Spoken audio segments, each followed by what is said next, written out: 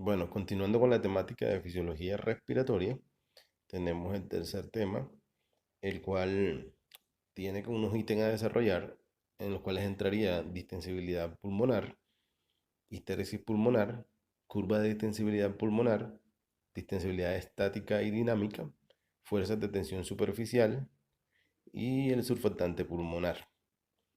Entonces, en este orden, primero definimos lo que corresponde a distensibilidad pulmonar. ¿Qué es? Es el grado de expansión de los pulmones por unidad de incremento de la presión transpulmonar. La distensibilidad pulmonar total de ambos pulmones en el ser humano adulto medio es en promedio de unos 200 ml, de aire por centímetro de presión transpulmonar de agua, siendo la fórmula D igual a delta por volumen sobre delta sobre presión. La D en algunas literaturas vamos a encontrar que también la encontramos como C, que es compliance. En este orden, tenemos que, más explicativo, que cada vez que la presión intrapulmonar aumenta 1 centímetro de agua, el volumen pulmonar se va a expandir en 200 mililitros.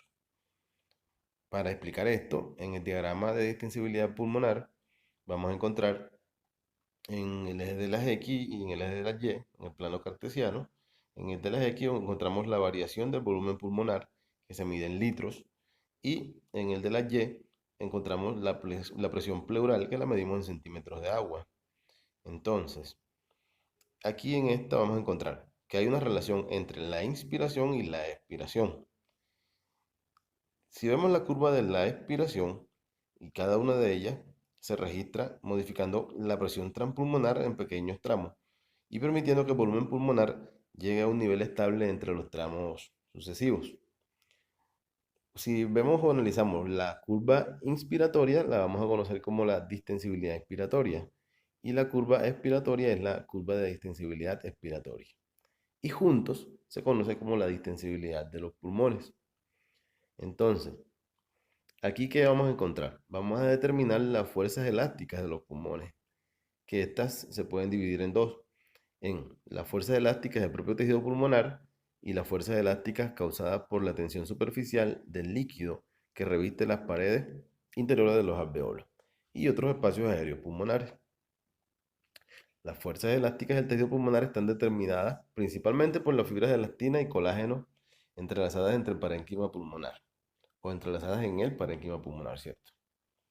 Entonces, cuando los pulmones están desinflados o contraídos, estas fibras van a estar pues, respectivamente contraídas. Y cuando los pulmones están distendidos, vamos a encontrar que estas fibras van a estar extendidas también, o se expanden como tal. Entonces, las fuerzas elásticas producidas por esta tensión se van a conocer como tensión superficial y se explica como la responsable de las 2/3 partes del total de las fuerzas elásticas de los pulmones normales. Es decir, que es un componente muy importante de la compliance cuando hablamos de la tensión superficial, que más adelante la vamos a tocar también.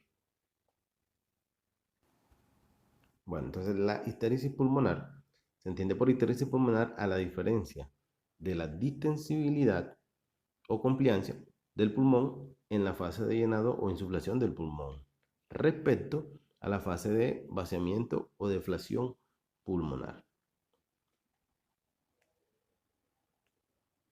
Entonces, hay que también definir lo que es distensibilidad cuando hablamos de extensibilidad estática y de extensibilidad dinámica.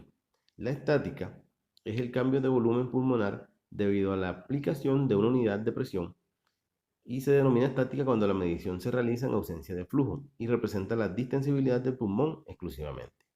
Se modifica la fórmula entonces de la original siendo DE, distensibilidad estática, igual a volumen corriente expirado sobre presión de meseta inspiratoria.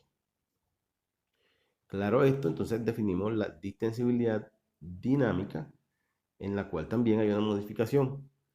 Lo definimos como el cambio de volumen del conjunto toraco-pulmonar por cada unidad de presión aplicada. Representa entonces la capacidad de adaptación tanto del pulmón como de la caja torácica en condiciones dinámicas del movimiento hasta el final de la fase.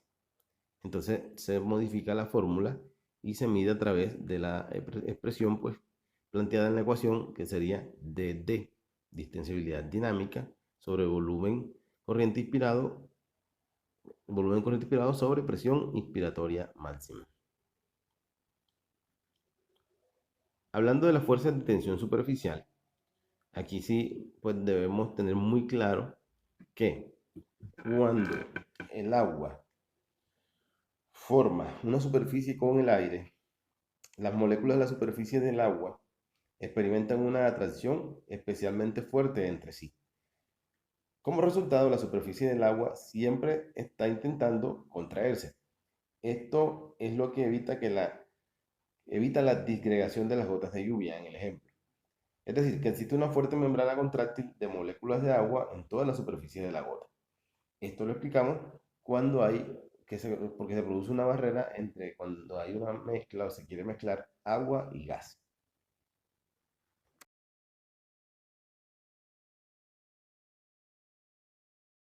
Entonces, ¿qué sucede en los alveolos?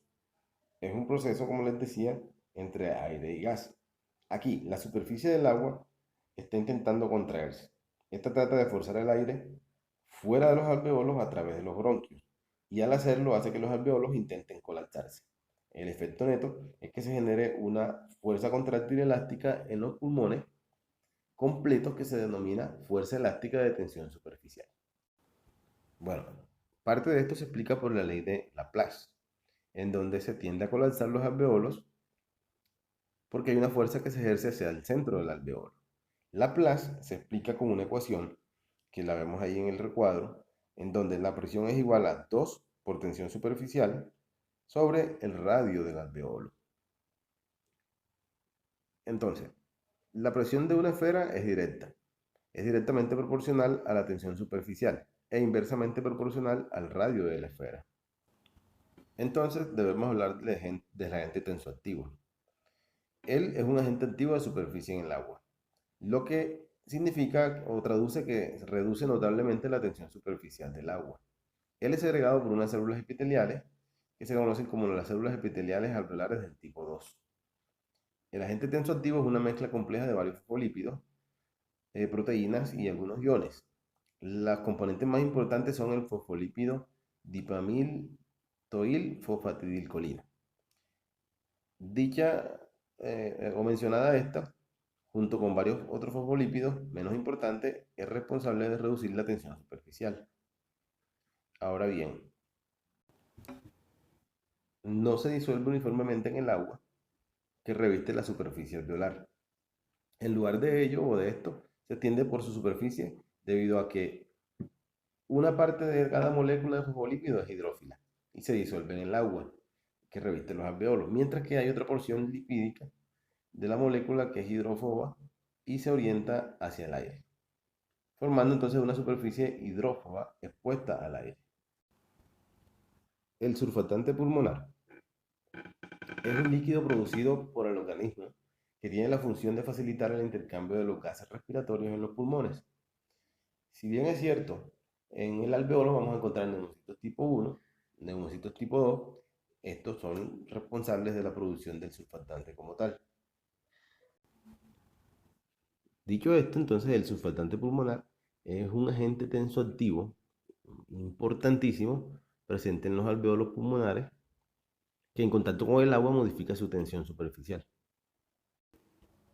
Su acción permite que los alveolos pulmonares permanezcan abiertos durante la respiración a través de dicha tensión, lo que facilita la entrada de oxígeno en la circulación sanguínea.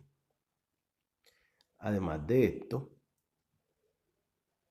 el surfactante tiene unas funciones. La principal función es formar una capa de película que permita la adecuada apertura de los alveolos pulmonares y permitir la respiración a través de 3 mecanismos. El mantenimiento de la apertura de los alveolos, como primero. El segundo, disminución de la fuerza necesaria para la expansión de los pulmones. Y el tercero, la estabilización del tamaño de los alveolos. Es decir, lo que comentábamos en cuanto al radio del alveolo. en lo que es la ley de Laplace. Entonces, de esta forma, los pulmones permanecen siempre activos y capaces de realizar los cambios gaseosos adecuados. Gracias por la atención prestada.